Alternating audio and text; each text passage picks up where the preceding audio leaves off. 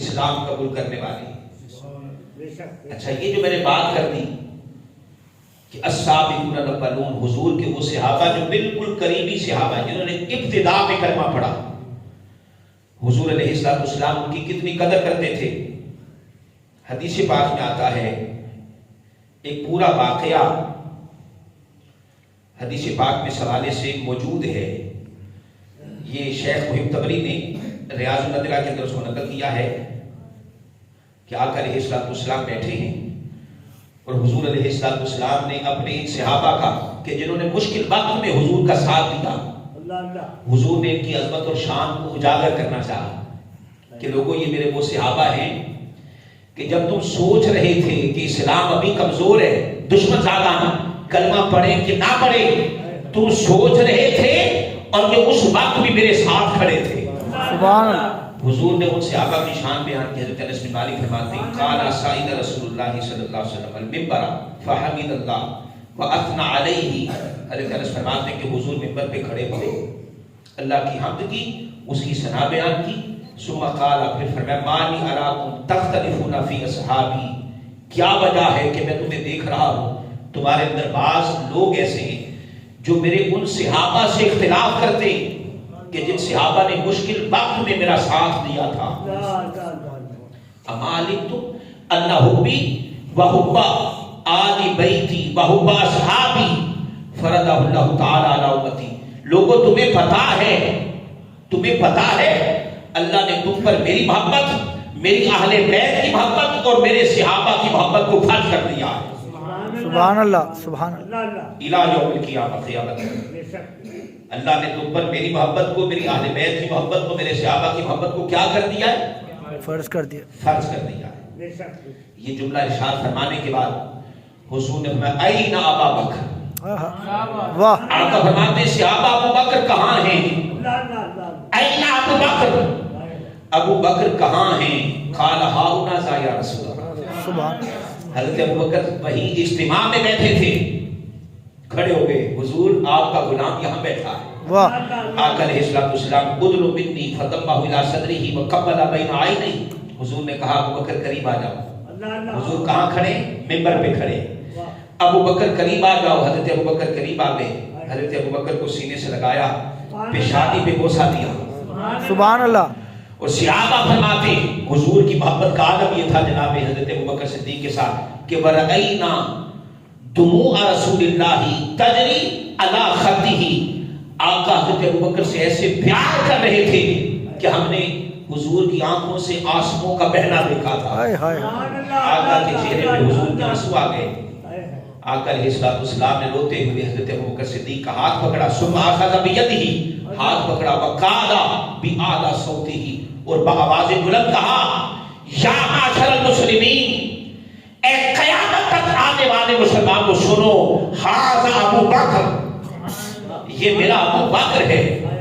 ھذا شیخ المہاجرین والانصار، واہ. یہ مہاجرین و انصار کے شیخ ہیں. ھذا صاحبی، یہ میرے صحابی ہیں. صدقنی حین کذبنی الناس، یہ اس وقت میرا کلمہ پڑھتے تھے جب لوگ میرا انکار کیا کرتے تھے.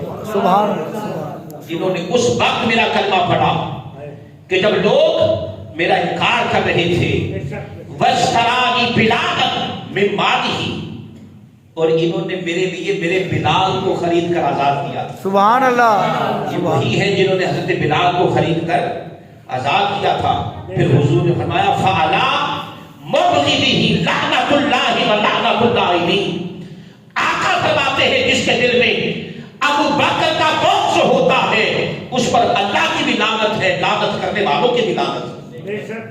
بے شک. جس کے دل میں حضرت ابو بکر کی محبت نہیں ہے، آپ اور ہم خوش نصیب نہیں کہ آج حضرت ابو بکر کی محبت میں یہاں بیٹھے. سبحان اللہ. سبحان اللہ. حضرت سیدنا ابو بکر صدیق کی محبت میں یہاں بیٹھے. آپ فرماتے جس کے دل میں حضرت ابو بکر کی محبت نہیں ہے فعلیہ لعنت اللہ ولعنت اللاعنین، ان پر اللہ کی بھی لعنت اور لعنت کرنے والوں کی بھی لعنت. واللہ منہ بریء، اللہ بھی اس سے بری ہے. فمن احب ان یبرأ من اللہ ومنی فلیتبرأ من ابی بکر الصدیق. آقا فرماتے جو ابو بکر سے جدا ہوا وہ مجھ سے جدا ہوا، اور جو مجھ سے جدا ہوا وہ رب سے جدا ہوا۔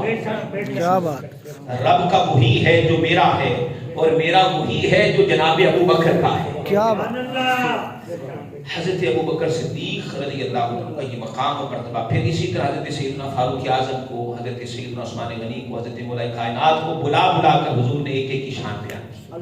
میں اگر سب کی شانیں یوں بیان کروں گا تو وقت خاصا ہو جائے گا، چونکہ ہماری محفل خاص حضرت سیدنا ابو بکر صدیق رضی اللہ عنہ کی شان کے حوالے سے، تو میں حضرت ابو بکر صدیق کا جو یہ لقب ہے صدیق، یہ صدیق یہ آپ کا نام نہیں ہے، یہ لقب ہے، اور آپ کے 3 مزید القابات ہیں۔ ایک آپ کو صدیق کہا گیا ہے، عتیق بھی آپ کا ایک لقب ہے، عتیق۔ کیا کہ علیہ الصلوۃ والسلام اکثر فرمایا کرتے تھے لوگوں، اگر کوئی شخص اس دنیا میں میرے کسی ایسے امتی کو دیکھنا چاہتا ہے، من سرہ ان ینظر الی عتیق من النار فلینظر ابا بکر۔ آقا فرماتے ہیں لوگوں، اگر کسی نے دنیا میں جہنم سے آزاد شخص دیکھنا ہو، اللہ اکبر، دنیا میں اگر کسی نے جہنم سے آزاد شخص دیکھنا ہو، اسے چاہیے ابو بکر کا چہرہ دیکھے۔ کیا بات، سبحان اللہ، کہ یہ میرا وہ صحابی ہے جس کو اللہ تعالیٰ نے دنیا میں ہی جہنم سے آزادی کا پروانہ عطا کر دیا ہے۔ انت عتیق من النار، آقا اکثر فرماتے تھے ابو بکر تو وہ ہے، انت عتیق من النار، کہ اللہ نے تجھے دوزخ سے آزاد کر دیا۔ تو عتیق کا ایک معنی ہوتا ہے آزاد ہونا، تو وہ اس حدیث سے اخذ کیا گیا ہے، آقا اکثر فرماتے تھے۔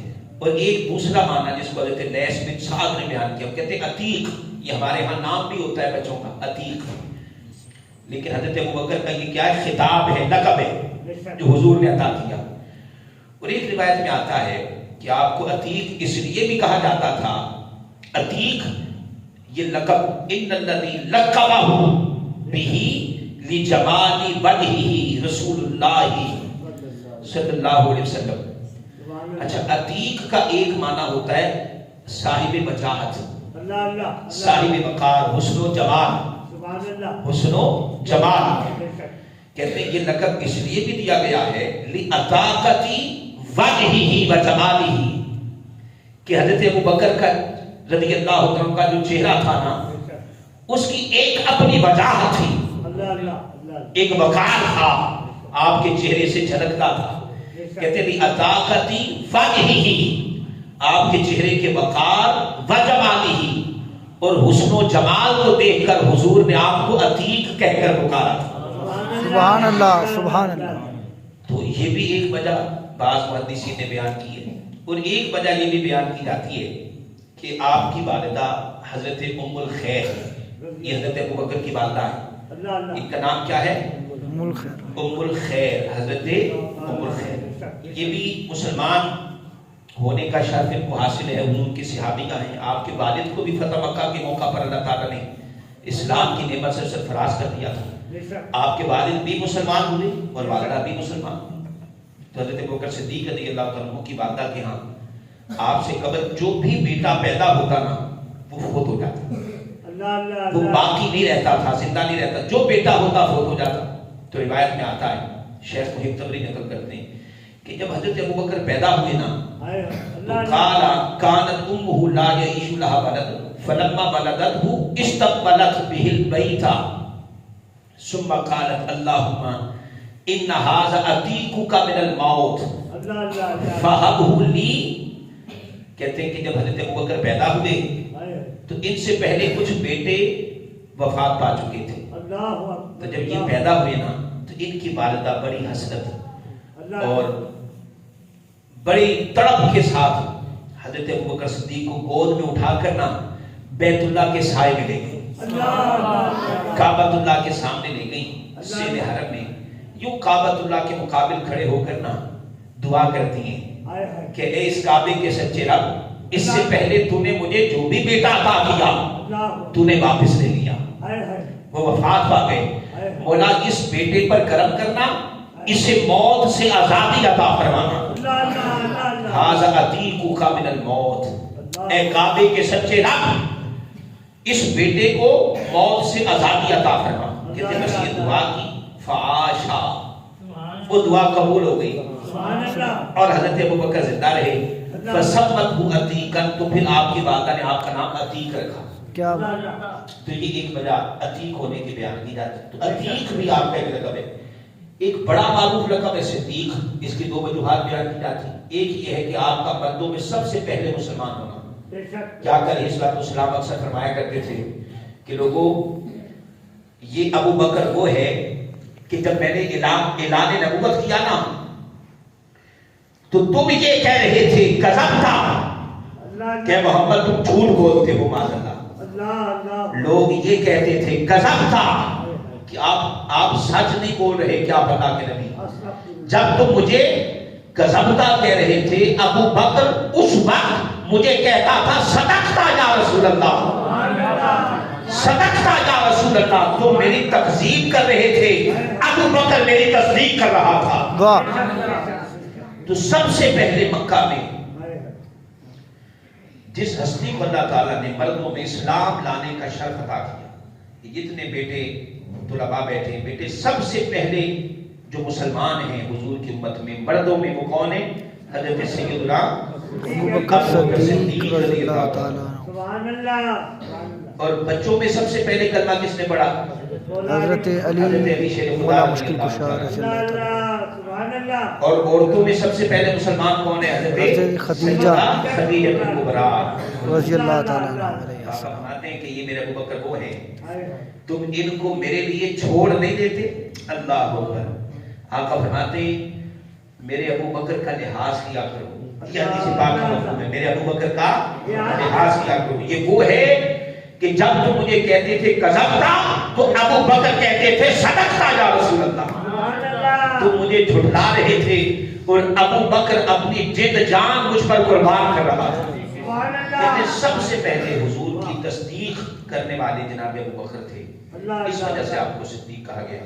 اور ایک ہی واقعہ ملتا ہے کہ جب آپ معراج سے واپس آئے، معراج سے جناب جبریل سے حضور فرمانے لگے کہ راتوں رات رب نے مجھے اتنی شان عطا کر دی، لوگ سو رہے ہیں اور رب مجھے ساتوں آسمانوں کی سیر کروا رہا ہے.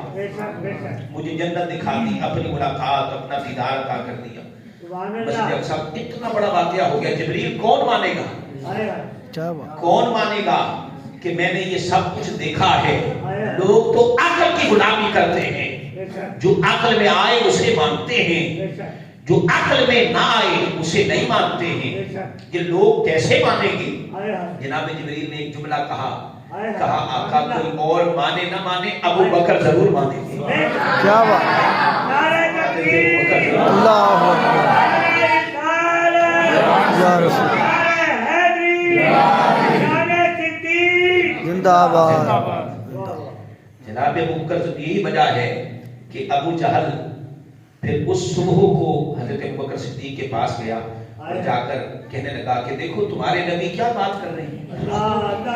ایک رات میں تو ایک شہر کا فاصلہ طے نہیں ہوتا. اس وقت سفر پیدل ہوتے تھے یا اونٹوں پر، گھوڑوں پر، خچروں پہ ہوتے تھے. تو ایک رات میں تو ایک شہر کا سفر نہیں ہوتا. 6 جائے کہ مکہ سے فلسطین تک، فلسطین سے 7 آسمانوں کے بعد ایک رات میں ہزاروں سال کا سفر کیسے طے ہو گیا؟ ابو بکر تم مانتے ہو یہ تمہارا نبی کہہ رہا ہے. حضرت ابو بکر صدیق فرمانے لگے ابو جہل کیا واقعی تو نے سنا ہے کہ یہ میرے آقا نے ہی کہا ہے؟ میں وہیں سے آ رہا ہوں. پورے مکہ میں شور مچا ہوا ہے. حضور کہہ رہے ہیں میں راتوں رات 7 آسمانوں کے بعد اور پوری سرزمین کی سیر کر کے مکہ واپس آیا ہوں. حضرت ابو بکر صدیق فرمانے لگے ابو جہل سن، یہ تو سن کر آیا ہے، میں نے نہیں سنا، میں نے نہیں سنا. آپ نے یہ نہیں کہا کہ تو یہاں کھڑا ہو میں پوچھ کر آتا ہوں. نہیں، کوئی صدیق ایسے نہیں ہو جاتا، کوئی صدیق ایسے نہیں ہو جاتا. آپ نے فرمایا کہ یہ تو نے سنا ہے، تو سن کر آیا ہے، میں نے نہیں سنا. لیکن سن، اگر میرا فیصلہ لینا چاہتا ہے تو سن، اگر میرے آقا نے کہا ہے تو سچ ہی کہا ہے. مجھے پوچھنے کی بھی حاجت نہیں ہے. مجھے پوچھنے کی حاجت نہیں.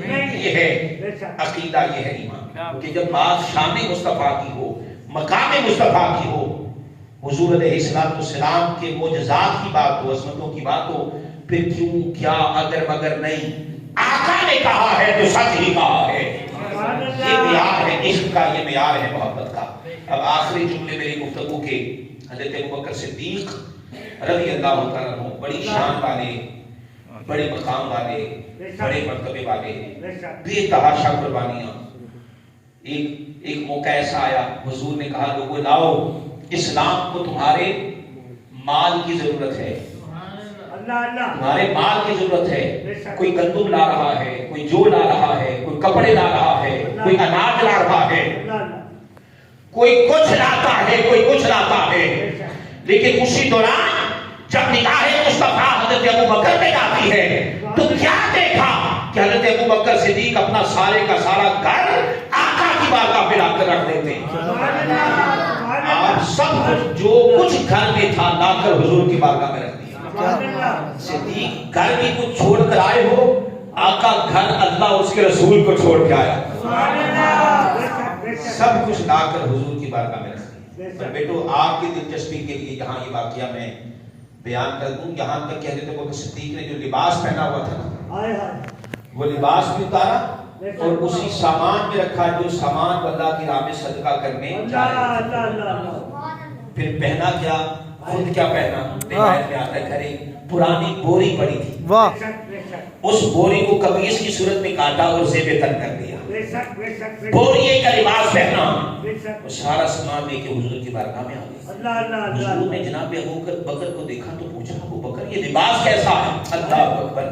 کہا حضور تن کا لباس, جسم کے کپڑے بھی آپ نے مانگا تھا, بس نہیں چلتا وگرنہ اپنا آپ بھی آپ پر قربان کر دو. سبحان اللہ. لباس تک حضرت ابوبکر صدیق نے پاس نہیں رکھا, وہ بھی حضور کی بارگاہ میں پیش کر. بوریے کا لباس پہنا, اللہ اکبر, بوریے کا لباس پہنا. اللہ کو یہ ادا بڑی پسند آئی. سبحان اللہ. فوراً جناب جبریل کو بھیجا, کہا جاؤ ابوبکر کو جا کر پیغام دے دو کہ تمہارا رب تمہیں سلام کہتا ہے. سبحان اللہ. جناب جبریل آئے حضور کی بارگاہ میں اور آ کر رب کا سلام دیا. لیکن اس رات جناب جبریل کا لباس بھی عجب تھا. آپ کو پتا ہوگا کہ فرشتے جو ہوتے ہیں نا وہ نور کے پیکر ہیں, وہ نورانی مخلوق ہے, وہ ہمارے جیسا جسم نہیں ہوتا, وہ نور کے پیکر ہیں, وہ چمکتے دمکتے وجود ہیں.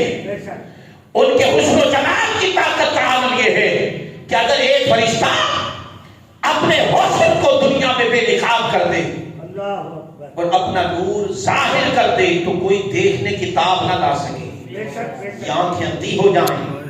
جناب جبریل کو آنکھ نگاہ ملائکہ کو نہیں دیکھ سکتی, ملائکہ کو فقط اللہ کے نبی دیکھتے ہیں, انبیاء دیکھا کرتے. تو جناب جبریل جب آئے نا تو ان کا بھی ایک عجب حال تھا, انہوں نے بھی اپنے جسم پہ بوریے کا لباس پہنا ہوا ہے. حضور نے ایک نظر جناب ابوبکر کو دیکھا کہ ان کے جسم پہ بھی بوری کا لباس ہے, اور دوسری نظر حضرت جبریل کو دیکھا, ان کے جسم پر بھی بوری کا لباس ہے. جبریل خیریت ہے, آج بوری لباس کہاں چھوڑا ہے, یہ بوریے کا لباس پہنا ہے. اللہ اکبر. ہاتھ جوڑ کے عرض کیا, ایک میں ہی نہیں, کائنات آسمانی کے ہر فرشتے نے آج یہی لباس پہنا ہوا. سبحان اللہ. کہا ماجرا کیا ہے؟ کہا آقا دیکھ نہیں رہے جناب ابوبکر نے کتنی بڑی قربانی دی ہے کہ اپنے تن کا لباس بھی آپ کی بارگاہ میں پیش کر دیا. یہ قربانی اللہ کو اتنی پسند آئی کہ اللہ نے آسمان میں رہنے والے تمام فرشتوں کو حکم دیا, فرشتوں میرے ابوبکر کی محبت نہیں دیکھ رہے, اتار دو آج اپنے نوری لباس, وہ لباس پہنو جو زمین پر میرے ابوبکر نے پہنا ہوا ہے. آقا فرماتے لوگوں قیامت کا دن ہوگا, نمازیوں کو کہا جائے گا جاؤ بابو سلام سے جنت میں داخل ہو جاؤ. جنت کے کتنے دروازے ہیں؟ 8. جنت کے کتنے دروازے؟ 8. آقا فرماتے نمازی لوگ بابو سلام سے گزریں گے, روزہ رکھنے والے بابو ریان سے داخل ہوں گے, صدقہ دینے والے بابو صدقہ سے داخل ہوں گے, جہاد کرنے والے باب الجہاد میں سے، یعنی جس کی جو خوبی جو کمال ہوگا نا اس کے لیے الگ دروازہ بنا ہوا ہے. کوئی باب الصدقہ میں سے، کوئی باب الصلاۃ میں سے، کوئی باب الجہاد میں سے، یوں ایک ایک دروازے سے لوگ جنت میں داخل ہوں گے. جب حضور یہ حدیث بیان کر رہے تھے تو حضرت ابوبکر صدیق نے سوال کیا، آقا کوئی ایسا بھی ہے جس کو جنت کے 8 دروازوں سے گزارا جائے گا؟ کیا بات، یعنی ہر کوئی ایک ایک دروازے سے جائے گا، داخل ہو گیا تو بس جنت میں. کوئی باب الصلاۃ سے جانا تو جنت میں ہے نا، کسی بھی دروازے سے آ جاؤ. تو کوئی باب الصلاۃ سے، کوئی باب الصدقہ سے، کوئی باب الجہاد سے. حضور کوئی ایسا بھی ہے کہ جسے جنت کے 8 دروازوں کی سیر کروائی جائے؟ آقا فرمانے لگے ہاں ابو بکر وہ تو ہی ہے، وہ تو ہی ہے.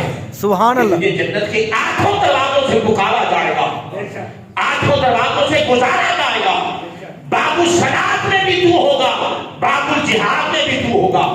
کبھی باب الصدقہ سے گزارا جائے گا، کبھی باب الریان سے گزارا جائے گا. آج اللہ کے لوگوں میں ابو بکر وہ ہے جو جنت کے 8 دروازوں کی سیر کرے گا. حضور علیہ السلام کا فرمانے ذیشان ہے. آقا فرماتے ہیں اللہ تعالیٰ نے 360 ایسی صفات پیدا کر رکھی ہیں، وہ رب ہی جانتا ہے. وہ 300 صفات اعلیٰ کہ جن کا تعلق ہمارے اخلاقیات کے ساتھ ہے، ہماری تربیت کے ساتھ ہے، ہمارے مزاج. آقا 360 خوبیاں ایسی ہیں اس دنیا میں رب کی پیدا کردہ. ان 360 خوبیوں میں سے ایک خوبی بھی اگر کسی کے اندر پیدا ہو جائے تو وہ اس کی بخشش کے لیے کافی ہے. سبحان اللہ. 360 خوبیوں میں سے ایک خوبی اگر کسی کو نصیب ہو جائے تو وہ اس کی نجات کے لیے، بخشش کے لیے اور کنفرم جنتی ہونے کے لیے کافی ہے. ایک خوبی بھی. یہ سوال جب یہ بات جب حضور نے بیان کی تو حضرت سیدنا ابو بکر صدیق رضی اللہ عنہ پھر کہاں سوال کیا، آقا کوئی ایسا بھی ہے کہ جس میں یہ 360 کی 360 خوبیاں پائی جاتی ہوں؟ تو حضور نے بڑے بدلے میں حضرت ابو بکر کو مسکرا کر دیکھا اور فرمایا ابو بکر تو وہ ہے جس کو اللہ نے وہ 360 کی 360 خوبیاں عطا فرما دی. یہ وہ عظمت والے، شانوں والے، کرامتوں والے، مراتب و درجات والے عظیم صحابی ہیں جن کا آج ہم نے تذکرہ کیا ہے. اللہ پاک ہماری محفل کو قبول فرمائے اور اس کو ہمارے لیے قیامت کے دن سرمایہ نجات، باعث مغفرت اور باعث بخشش بنائے. وما علیہ الا البلاغ المبین.